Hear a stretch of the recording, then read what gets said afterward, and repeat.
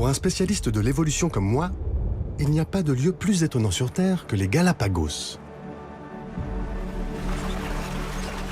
Franchement, c'est le nirvana. Récemment, l'océan a montré des signes de changement profond.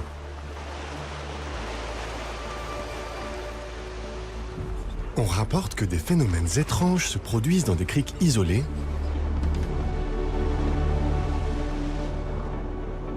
où les prédateurs adoptent des comportements inattendus. On a été réveillés à 6 h du matin par des otaries qui criaient et s'agitaient. Qu'est-ce qui se passe? Qu'est-ce qui se passe? Ici, les otaries ont développé une technique de chasse unique au monde. Incroyable. Pour comprendre ce mystérieux comportement, on a rencontré Franklin Arriaga, pêcheur, qui pense savoir ce qui se passe. J'y ai réfléchi, oui. Elles étaient en chasse et elles poursuivaient des thons. Des otaries qui chassent des thons? Ça, c'est pas normal. Et Franklin le sait bien, lui qui pêche dans ces eaux depuis toujours. Ma famille a commencé à pêcher ici il y a 50 ans. Et moi, je pêche depuis que j'ai 14-15 ans. Oh wow! Ça, c'est une sacrée prise.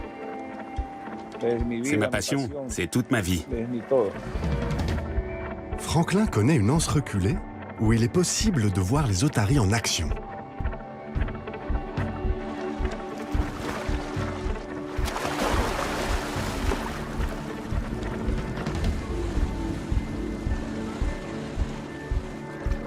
Mais c'est sans garantie et il faut être patient. C'est l'occasion d'échanger avec Franklin sur l'état de notre planète. Avant, il y avait beaucoup de poissons. Il y a 15 ou 20 ans de ça, on pouvait pêcher près du port. Aujourd'hui, il faut aller beaucoup plus loin. 8 heures plus tard, toujours rien. Pour Franklin, les responsables ne sont autres que les bateaux de pêche industriels qui croisent au large des Galapagos.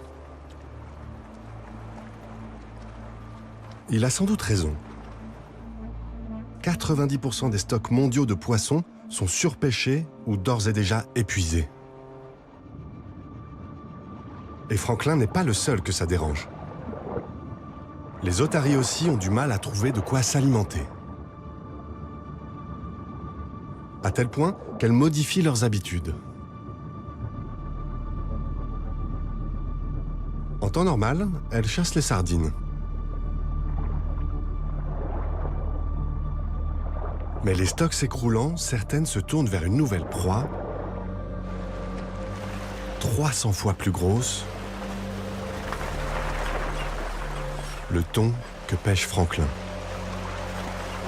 Elles ne se contentent pas de chasser une nouvelle espèce, elles emploient une stratégie totalement inédite. Mais l'attente est tellement longue qu'on finit presque par ne plus y croire.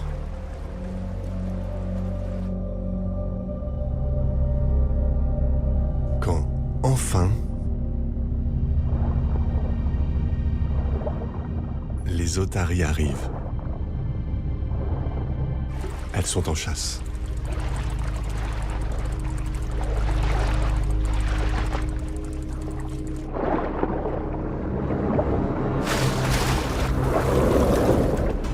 Au lieu de poursuivre les thons au large, elles les rabattent vers les eaux peu profondes.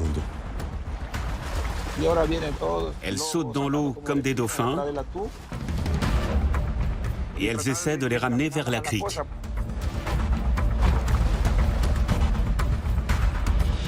Les thons sont parmi les poissons les plus rapides au monde. Ils nagent 4 fois plus vite que les otaries. Ce sont de vraies torpilles.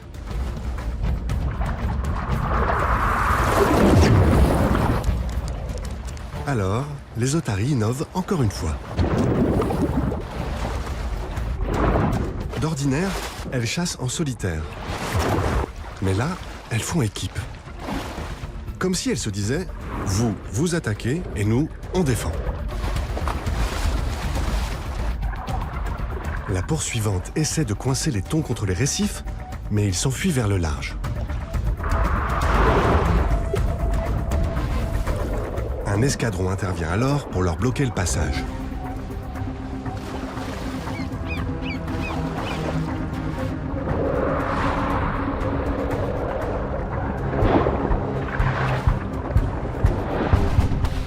Les otaries referment le piège.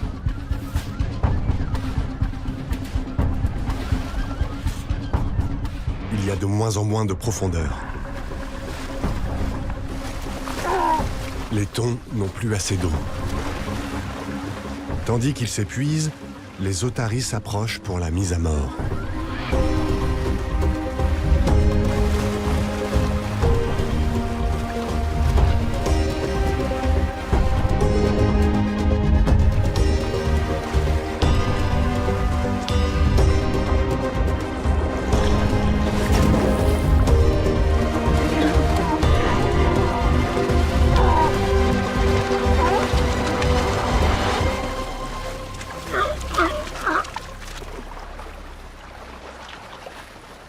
Si les questions d'évolution vous intéressent, sachez que la chasse en groupe représente une forme de socialisation.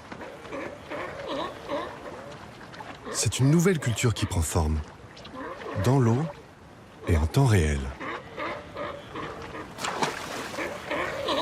Et on aura beau dire, c'est tout sauf ordinaire. Ce comportement était inconnu de la science. Les animaux évoluent pour s'adapter à un nouvel ordre mondial. Face à un environnement qui change 10 fois plus vite que ces 65 derniers millions d'années, la question est, la vie sur Terre peut-elle suivre le rythme ?